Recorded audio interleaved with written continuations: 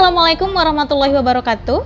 Baiklah teman-teman dan ibu, pada video kali ini kita akan membahas mengenai sistem pencernaan manusia, di mana kita akan menggunakan alat peraga untuk dapat mempermudah pemahaman para siswa terkait materi sistem pencernaan pada manusia.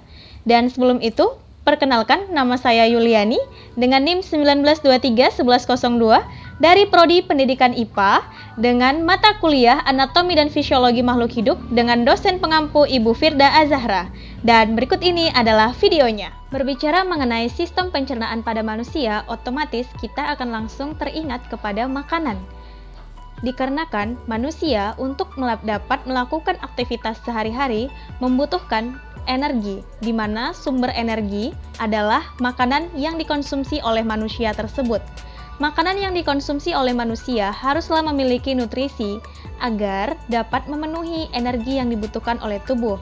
Beberapa nutrisi yang harus dimiliki oleh makanan yang dikonsumsi manusia terdiri dari yang pertama ada karbohidrat, kemudian ada lemak, kemudian protein, serta vitamin, lalu ada mineral, dan yang terakhir adalah air. Namun, makanan yang telah dikonsumsi oleh manusia tidak dapat langsung diserap oleh tubuh. Maka dari itu, makanan tersebut harus dicerna terlebih dahulu agar dapat dengan mudah nutrisi yang terdapat di dalam makanan tersebut diserap oleh tubuh.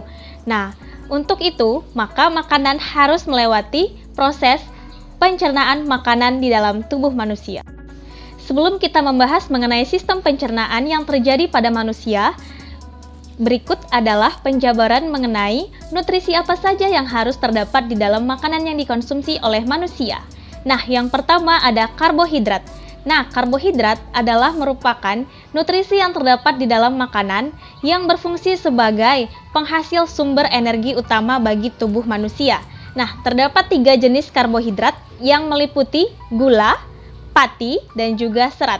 Di mana makanan yang mengandung gula contohnya adalah buah-buahan, sedangkan makanan yang mengandung pati adalah contohnya yaitu umbi-umbian seperti kentang, talas, dan lainnya.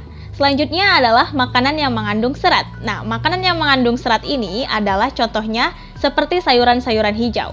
Walaupun di dalam proses pencernaan makanan pada manusia, serat tidak berperan langsung untuk dapat membantu proses pencernaan manusia ataupun dicerna, namun serat ini dapat memperlancar pencernaan pada manusia, sehingga pencernaan dapat berjalan dengan baik. Selanjutnya adalah lemak. Lemak merupakan molekul yang tidak mudah larut di dalam air. Lemak ini dibagi menjadi 2, yaitu lemak nabati dan juga lemak hewani. Nah, lemak nabati ini berasal dari tumbuhan, contohnya saja dari kacang-kacangan, kemudian dari kelapa, avokado, dan lainnya. Yang kedua yaitu lemak hewani. Lemak hewani ini berasal dari hewan, contohnya saja dari ikan dan lain-lain. Yang ketiga adalah protein. Nah, protein ini merupakan sebuah molekul polipeptida yang tersusun ataupun terdiri dari asam amino. Nah, fungsi dari protein ini adalah sebagai komponen struktural atau fungsional bagi tubuh. Dan bahan makanan yang mengandung protein ini misalnya adalah ikan, kemudian telur. Selanjutnya adalah vitamin. Nah, vitamin ini merupakan molekul organik yang sangat dibutuhkan oleh tubuh. Hal tersebut dikarenakan apabila tubuh kekurangan vitamin, maka akan terdapat beberapa macam penyakit yang diderita oleh tubuh manusia. Nah, fungsi dari vitamin ini tergantung dari jenis vitaminnya.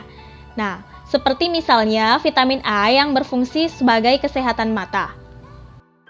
Kemudian ada mineral. Mineral ini terdiri dari berbagai jenis. Nah, contohnya saja seperti kalsium, kemudian ada fosfor dan magnesium. Dan selanjutnya yaitu air. Nah, air sangat penting nih bagi sistem pencernaan pada manusia dan juga bagi tubuh manusia. Dikarenakan 60 sampai dengan 80% tubuh manusia terdiri dari air, dan air ini juga membantu dalam proses pencernaan di dalam tubuh manusia. Selanjutnya kita akan membahas sistem pencernaan pada manusia. Nah, sebelum kita menggunakan alat peraga nih, sebaiknya kita mengetahui bagaimana proses pencernaan pada manusia dan dibedakan atas apa saja sih proses pencernaan pada manusia. Nah, makanan yang dikonsumsi oleh manusia perlu dicerna agar dapat dengan mudah diserap oleh tubuh. Dan pencernaan adalah merupakan proses perubahan makanan dari yang semula berukuran besar kemudian berukuran lebih kecil, serta perubahan dari zat yang semula kompleks menjadi zat yang lebih mudah diserap oleh tubuh. Pencernaan makanan pada manusia terdiri dari dua jenis, yaitu pertama adalah pencernaan mekanik. Nah, pencernaan mekanik ini adalah proses pencernaan pada makanan, yaitu perubahan makanan dari bentuknya yang semula besar kemudian menjadi bentuk yang lebih kecil atau lebih halus. Dan pencernaan mekanik ini biasanya pada manusia dan juga mamalia akan terjadi di dalam mulut dengan bantuan gigi yang membantu menghaluskan makanan. Oke, selanjutnya adalah pencernaan secara kimiawi. Nah, pencernaan secara kimiawi adalah proses pencernaan makanan dari yang berbentuk zat kompleks menjadi zat-zat yang lebih sederhana yang dapat dengan mudah diserap oleh tubuh dengan menggunakan bantuan enzim.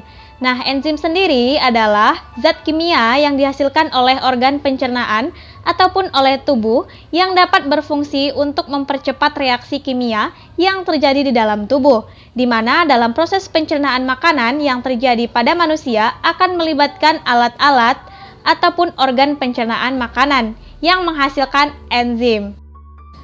Dalam sistem pencernaan pada manusia terdapat alat pencernaan. Nah, alat pencernaan pada manusia ini dibedakan menjadi dua, yaitu saluran pencernaan dan juga kelenjar pencernaan. Nah, kelenjar pencernaan inilah yang menghasilkan enzim dan memberikan di mana enzim ini akan dapat mempercepat reaksi kimia dalam sistem pencernaan dan membantu proses pencernaan secara kimiawi. Selanjutnya adalah saluran pencernaan pada manusia. Nah, saluran pencernaan pada manusia ini terdiri dari beberapa organ penyusun yang berurutan, yang dimulai dari yang pertama ada rongga mulut, masuk ke kerongkongan, setelah itu masuk ke lambung, kemudian usus halus, masuk ke usus besar atau kolon, dan terakhir pengeluarannya berakhir di anus. Baiklah, saya akan menunjukkan proses terjadinya pencernaan makanan pada manusia dengan menggunakan alat peraga. Nah, yang pertama, makanan akan masuk ke dalam rongga mulut. Nah, di mana di dalam rongga mulut ini akan terjadi proses pencernaan secara mekanik dan juga secara kimiawi. Nah, proses pencernaan secara mekanik ini terdiri dari bantuan dari gigi dan juga lidah ataupun kelenjar saliva yang membantu menghaluskan makanan. Nah, sedangkan untuk proses pencernaan secara kimiawinya di dalam rongga mulut ini akan terdapat enzim yang membantu terjadinya proses pencernaan. Selanjutnya, setelah makanan dari rongga mulut, kemudian makanan tersebut akan dikirimkan atau akan melewati yang namanya kerongkongan. Nah, kerongkongan ini yang menghubungkan makanan yang berasal dari rongga mulut agar sampai ke lambung. Nah, kerongkongan atau esofagus merupakan saluran yang menghubungkan antara rongga mulut dan juga lambung. Nah, di mana di dalam kerongkongan ini memiliki fungsi sebagai jalan makanan yang telah dikunyah dan juga dihaluskan dari mulut menuju lambung. Maka pada kerongkongan ini tidak terjadi proses pencernaan, namun hanya makanan berada di dalam kerongkongan hanya sekitar 6 detik dan kemudian bagian dari pangkal kerongkongan atau faring tersebut yang memiliki otot lurik akan bekerja secara sadar menurut kehendak kita untuk menelan, dan ini akan membawa makanan menuju ke dalam lambung. Selanjutnya, setelah makanan dari kerongkongan akan diantarkan ke lambung. Ini dia penampakan dari lambung kita. Nah, lambung ini adalah merupakan sebuah kantong besar yang terletak di sebelah kiri rongga perut kita. Nah, di lambung ini makanan akan dikumpulkan kemudian diaduk. Nah, makanan di dalam lambung ini akan berbentuk seperti bubur. Pada lambung akan terjadi proses pencernaan makanan secara kimiawi. Nah, misalnya yaitu dengan adanya enzim renin dan juga enzim pepsin yang membantu pencernaan makanan di lambung. Nah, lambung selain menghasilkan enzim, dia juga menghasilkan yang namanya hormon. Nah, hormon yang dihasilkan yaitu adalah hormon gastrin yang berfungsi untuk mengeluarkan atau mensekresi getah lambung. Nah, makanan pada umumnya dapat bertahan sekitar 3 sampai dengan 4 jam di dalam lambung, di mana untuk makanan berserat bahkan dapat bertahan lebih lama. Dan setelah dari lambung, makanan akan sedikit demi sedikit keluar menuju ke usus 12 jari ataupun usus halus. Selanjutnya, setelah makanan berasal dari lambung, kemudian akan turun menuju ke usus halus. Nah, usus halus ini adalah merupakan tempat penyerapan dari sari-sari makanan dan kemudian tempat terjadinya proses pencernaan yang paling panjang dikarenakan usus halus ini terdiri dari 3 bagian. Nah, yang pertama ada usus 12 jari atau duodenum, kemudian yang kedua ada usus kosong atau jejunum, dan yang ketiga ada usus penyerapan atau ileum. Nah, di dalam usus halus ini akan terjadi proses pencernaan secara kimiawi dengan melibatkan berbagai macam enzim pencernaan. Nah, sari-sari makanan yang dapat terserap di dalam usus halus ini kemudian akan mencapai darah. Nah, dari darah inilah sari-sari makanan tersebut akan diedarkan ke seluruh organ-organ di tubuh. Nah, setelah makanan dari usus halus ini, kemudian makanan akan berjalan menuju ke kolon. Nah, kolon ini disebut juga dengan usus besar. Nah, usus besar adalah merupakan tempat makanan yang tidak dapat dicerna di usus halus. Nah, makanan yang tidak dapat dicerna di usus halus ini akan langsung diedarkan ke usus besar. Nah, misalnya saja ada selulosa yang kemudian bersama lendir akan menuju ke usus besar dan menjadi feses. Nah, pada usus besar atau kolon akan terdapat bakteri Escherichia coli, yaitu merupakan bakteri yang membantu proses pembusukan pada sisa-sisa makanan dan kemudian menjadikannya feses. Dan selain itu, bakteri ini juga berperan untuk menghasilkan vitamin K yang berperan dalam proses pembekuan darah. Nah, sedangkan untuk sisa-sisa makanan dalam usus besar yang masuk dan banyak mengandung air akan diserap oleh usus besar. Nah, kemudian usus besar ini terdiri dari bagian yang dari usus buntu kemudian naik. Nah, setelah itu ada bagian mendatar, kemudian turun sehingga nanti akan berakhir di anus. Dalam perjalanannya, makanan sampai di usus besar mencapai 4 sampai dengan 5 jam. Namun untuk di usus besar sendiri, makanan akan disimpan selama sampai dengan 24 jam. Dan di dalam usus besar ini, feses akan didorong secara teratur dan juga lambat dengan gerakan peristaltik menuju ke bagian rektum. Nah, setelah sampai di bagian rektum, kemudian gerakan peristaltik ini akan dikendalikan oleh otot polos dan otot tidak sadar hingga nanti akhirnya sampai ke bagian anus. Selanjutnya adalah anus. Nah, ini merupakan tempat terakhir sebagai tempat untuk membuang sisa-sisa makanan yang tidak dapat diproses oleh tubuh. Nah, anus ini adalah merupakan lubang tempat pembuangan dari feses yang dihasilkan oleh tubuh. Nah, di mana sebelum feses tersebut dibuang melewati anus, maka feses akan terlebih dahulu ditampung di bagian rektum. Pada bagian anus ini terdapat otot yang menyusun bagian rektum, yaitu tempat tadi feses ditampung. Nah, otot yang menyusun rektum ini terdiri dari 2 jenis, yaitu otot polos dan juga otot lurik. Nah, pada proses defekasi atau buang air besar akan dilakukan secara sadar dan adanya kontraksi dari dinding perut ataupun dinding dari si anus ini. Nah, selain organ-organ pencernaan, alat pencernaan juga terdiri dari kelenjar pencernaan. Nah, apa sih yang dimaksud dengan kelenjar pencernaan ini? Nah, kelenjar dari pencernaan akan berperan untuk menghasilkan jenis-jenis enzim yang bermanfaat untuk pencernaan, yaitu membantu proses pencernaan. Berikut ini adalah penjelasan dari beberapa kelenjar pencernaan pada manusia. Nah, yang pertama adalah kelenjar ludah. Nah, kelenjar ludah ini tepatnya di bagian sini. Nah, kelenjar ludah ini adalah merupakan kelenjar pencernaan yang pertama kali bekerja untuk mencerna makanan, yaitu pada saat makanan masuk ke dalam si rongga mulut. Nah, di mana kelenjar ludah ini dapat menghasilkan enzim pitialin yang berguna untuk mengubah zat tepung ataupun amilum menjadi zat gula seperti maltosa. Selanjutnya ada kelenjar lambung. Nah, kelenjar lambung ini adalah merupakan kelenjar pencernaan yang dapat menghasilkan asam klorida ataupun enzim renin dan juga pepsin.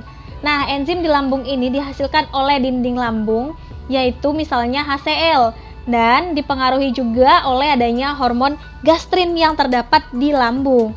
Nah, di sini enzim tersebut diproduksi oleh dinding lambung. Kelenjar pencernaan selanjutnya adalah ini dia, hati atau kelenjar hati. Nah, hati ini juga berperan dalam proses pencernaan ya. Nah, kelenjar hati adalah merupakan kelenjar pencernaan yang terletak di rongga perut sebelah kanan. Tepatnya seperti ini. Nah, kelenjar hati ini adalah merupakan kelenjar pencernaan terbesar pada manusia yang memiliki warna merah kecoklatan seperti ini ya, merah kecoklatan. Nah, di bagian depan dari hati ini akan terdapat kantung empedu. Ini dia kantung empedu. Nah, kemudian di bagian depan hati tersebut terdapat kantung empedu yang memiliki fungsi untuk menampung cairan empedu sebelum disalurkan untuk dapat mencerna makanan. Nah, empedu ini terbuat dari perombakan sel-sel darah merah yang telah mati ataupun telah rusak. dan hati akan melakukan produksi 0,5 liter cairan empedu setiap harinya, di mana cairan empedu tersebut berfungsi untuk mengemulsikan lemak, yaitu mengubah ukuran lemak menjadi partikel yang lebih kecil agar dapat dengan mudah diserap oleh tubuh dan diedarkan ke seluruh tubuh. Nah, kelenjar selanjutnya adalah pankreas. Ini dia kelenjar pankreas. Nah, kelenjar pankreas ini adalah merupakan kelenjar pencernaan yang terletak di bagian rongga perut, yaitu tepatnya di dekat lambung dan juga usus halus ataupun usus besar ya. Nah, kelenjar pankreas ini menghasilkan enzim pencernaan yang disalurkan ke dalam usus. Nah, di mana enzim yang dihasilkan oleh pankreas dipengaruhi oleh adanya hormon sekretin, yaitu adanya enzim amilase, kemudian ada enzim lipase, dan juga ada enzim tripsin. Nah, berdasarkan penjelasan saya mengenai organ ataupun alat-alat pencernaan pada manusia yang terdiri dari organ pencernaan dan juga kelenjar pencernaan, yaitu di mana organ pencernaan meliputi dari rongga mulut, kerongkongan, kemudian ada lambung, usus halus, usus besar, dan anus, sedangkan kelenjar pencernaannya meliputi hati, pankreas, kemudian ada empedu. Nah, ini semua adalah merupakan kesatuan dalam sistem pencernaan manusia, di mana merekalah yang berperan untuk membantu mengolah dan juga mencerna makanan yang dimakan oleh manusia sehingga dapat diedarkan ke seluruh tubuh sari-sari makanannya dan dapat digunakan untuk beraktivitas energi yang dihasilkan dari proses pencernaan manusia tersebut. Baiklah teman-teman, terima kasih yang sudah menyaksikan video pembelajaran dari saya mengenai sistem pencernaan pada manusia yang dibantu dengan alat peraga untuk dapat mengerti dan juga mempermudah pemahaman para siswa untuk mengerti mengenai sistem pencernaan pada manusia. Apabila terdapat salah-salah kata dalam penyampaian materi, saya mohon maaf. Dan saya sudahi presentasi saya ini. Assalamualaikum warahmatullahi wabarakatuh.